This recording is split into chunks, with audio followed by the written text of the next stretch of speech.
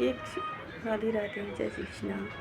आज एकादशी के उपलक्ष्य में एक बात और बताना चाहती हूँ। क्या होता है कि हम बहुत ही पूजा पाठ करने वाले रहते हैं एक्चुअली कभी कभी, तो उस पूजा से जो राक्षस प्रवृत्ति का रहता है, करते तो हम अपने यहाँ साली दस और अच्छी भावना से करते हैं, बट वो राक्षस पर बुरा प्रभाव पड़ता है, उसके घर में बहुत ही संकट आ जाते हैं। तो क्या करते, कभी कभी वो एक्चुअली वो लोग भी तांत्रिक क्रिया करके अपनी पूजा पाठ को रोकते हैं। जब वो लोग अपनी पूजा पाठ को रोकने लगे ना, तो एक ही विनय करें आप, सुबह उठें, बस हाथ जोड़ लें। जब आपके घर में इतनी बाधाएं आने लगे तो बस यही बोलें कि दोनों हाथों से करते हैं, प्रभु आपकी वंदना, पूजा पाठ हमें सफल नहीं हो रही है, यही विनय के साथ हम आपकी वंदना करते हैं, आप हमारा वंदन स्वीकार करिए। फिर ऑटोमेटिक जो तांत्रिक रहता है वो फिर अलग ही रीजन हो जाता है उसके घर में। फिर तो इस तरीके से कुछ लोग हमारे घर की पूजा पाठ में विघ्न डालते हैं। जब विघ्न डालने लगे तो हमारा तो एक ही उद्देश्य रहता है। जैसे हमारे यहाँ ऐसा होता था तो हम पंडित लोग के पास भी गए, तो हमको उस पर कुछ समझ नहीं आया। पंडित लोग के उपाय भी हमने कर लिए लेकिन नहीं समझ में आया। कभी कभी तो हमको ऐसा महसूस हुआ कि पंडित लोग भी इस तरीके से टेक्निक करते हैं। वो लोग मंदिर में बैठे तो रहते हैं और पूजा पाठ करके जो मंदिर स्थान में जा रहा है, पूजा कर रहा है, तो उनको परेशानी करते हैं। जैसे कि मानो मैंने अदर व्यक्ति ने पूजा पाठ करके वो क्या हो गया, उसकी वाणी सिद्ध हो गई। वाणी का सिद्ध होना मतलब ये अपनी वाणी जो अपन बोलते हैं वो सिद्ध हो जाती है, और जो हम बोलते हैं तो उसके ऊपर लग जाती है। तो इसलिए हमें अच्छी वाणी बोलना चाहिए। तो कुछ पंडित लोग ऐसे ही करते हैं, साधना करते हैं और वाणी का दुरुपयोग करते हैं, उस व्यक्ति को परेशानी में डाल देते हैं। फिर वो क्या करता है, वो पंडित पास जाता है, उपाय करता है, फिर उसे दक्षिणा देते हैं। तो सब ये किस चीज़ का खेल है? पैसे का खेल है। ये सब पैसे कमाने के लिए आगे वाले व्यक्ति को परेशान करते हैं। तो जब हमने भी पूजा पाठ की ना, पूजा पाठ करके हमको यही पता चला कि ये खेल पंडित लोग भी खेलते हैं, कि भाई आ तो रहा है अपने पास, थोड़ा सा इसको परेशान कर दिया जाए अपनी वाणी के द्वारा, क्योंकि वो रात दिन पूजा पाठ करते हैं तो उनकी वाणी जो क्या है सिद्ध हो जाती है, और उसका वो लोग दुरुपयोग करते हैं।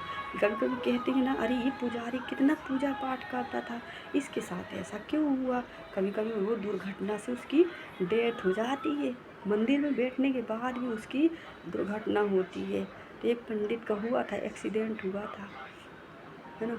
एक पंडित की गाड़ी पलट गई थी, राउंड गाड़ी पलट गई। तो ऊपर वाले ने उसको बताया कि आपने कहीं ना कहीं गलती करी, उसको एग्जाम्पल फोर बताया। तो ये चीज़ें रहती है, तो इसलिए आप ना हाथ जोड़ के वंदना कर लो, आपका घर चल रहा है। बस यही है कि आपके घर में मिनिमम पैसा रहेगा।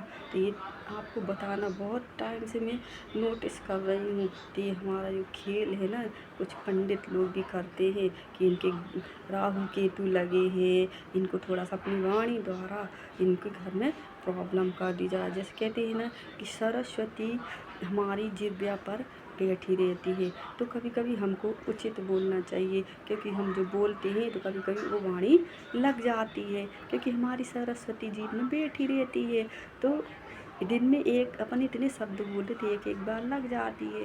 तो ये तो सरस्वती का खेल होगा। इसी प्रकार से जब पंडित पूजा पाठ करता है तो इस प्रकार से लोगों की वाणी द्वारा मतलब पूजा करके उनको परेशान करके और पैसा कमाने का बिजनेस हो जाता है कि आप इस तरीके से पूजा करिए, आप इस तरीके से प्रसाद दीजिए, ऐसा करिए वैसा करिए। तो कई बार हमने इसलिए नोटिस करा क्योंकि हमने इतनी पूजा पाठ करी, जो बोला पंडित ने वो हमने किया, बट परेशानी पे परेशानी आती गई। तो हमको रीज़न समझ में आ गया कि ये पंडित लोग तो लोग ही हैं, बस पैसों के लिए कर रहे हैं। नहीं तो हम तो अच्छी भावना से जाते थे, हाथ जोड़ते थे, विनय करते थे, भोग प्रसाद देते थे, और बस एक यही अर्जी लगाते कि हमारे घर में बस माँ आप आशीर्वाद बनाए रखिए, सुख शांति बने रहे।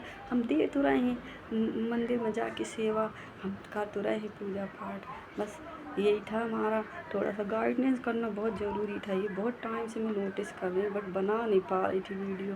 तो आज मैंने आप लोग के लिए बना रही हूँ, तो शायद जो पंडित लोग हैं वो भी जागरूक हो जाए और अच्छी भावना से मंदिर में पूजा पाठ करने लगे। तो बस ये थोड़ा सा सजेशन है। हम हैं जनरल कैटेगरी के, कोई ज़रूरी नहीं है पंडित जात से ही बने, विचारों से भी पंडित बन सकते हैं, ज्ञान से भी पंडित बन सकते हैं हम। ज़रूरी नहीं है पंडित ही ज्ञानी हो। जब पंडित ही ऐसे दुराचारी करने लगा मंदिर जैसे स्थान पे, तो फिर आप सोचिए उस मंदिर में देवी देवता का भी अस्तित्व ख़त्म हो जाता है। जैसे मैंने बचपन से बहुत सारी चीज़ों का नोटिस करा, इसलिए मैं बोल रही हूँ। उस मंदिर में देवी का भी अस्तित्व ख़त्म हो जाता है। जिस मंदिर में पंडित गद्दारी करने लगता है, जब पंडित को ज्ञान आता है तो एक भक्ति करने वाले को भी वो चीज़ का ज्ञान हो जाता है। और देने वाला ज्ञान कौन होता है? जो पंडित के पीछे देवी बैठी रहती है, वही हमको ज्ञान देती है। तो इस तरीके से आप लोग ज़रा जागरूक रहें। ज़रूरी नहीं है कि आप मंदिर में ही सेवा करें, आप रास्ते चलते लोगों को भी सेवा कर सकते हैं। वही है, आप उधर प्रसाद दोगे, खाना दोगे, तो आप चलते चलते भी आप दान पुण्य कर सकते हो। जय श्री कृष्णा, राधे राधे।